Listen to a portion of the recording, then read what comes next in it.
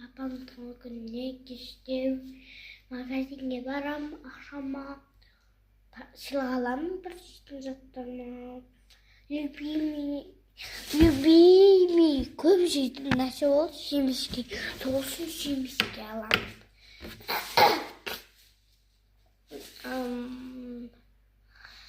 Короче, түнгі 12-де менің папамның достары келеді.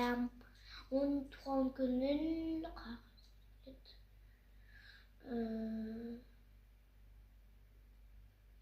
білмеймін. Мен өз бөлмемде жасайтын шығар.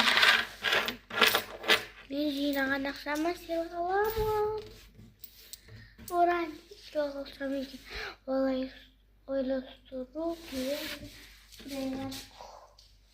Короче.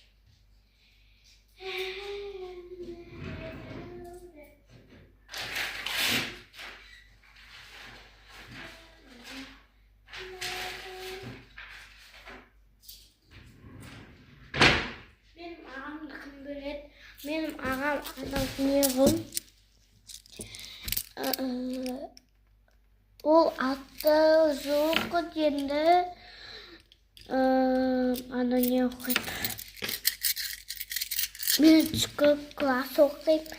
2-ге ауысам, сосын менің ағам 7-ге ауысады. Сосын 7, 8, 9, 10 заңдап келді 10-ға. Мен көп пәрәлі 10-ға жетуге. Өткен мен ағамның қандасымын. Неше екенін білмеймін. Үйде мамам жоқ, жұмыста. Жиналыстағы, короче.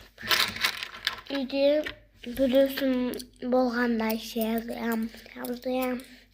Но үйде 2 адам бар. Біреу ұл, біреу қыз. Тәтем, еще папам ұйықтап жатыр бөлмесінде.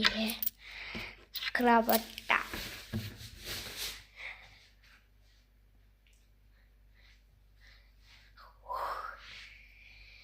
Нешекімді білмеймін. Мен бір қазір салаймын. Қызық болмайды. Менде қалай? Менде нәрсе көшіп келгенде орналастырып алдық. Мамам айтады ғой, мен дос табамын ба дегенде, я табасың дейді. Таппаймын. Өйткені мен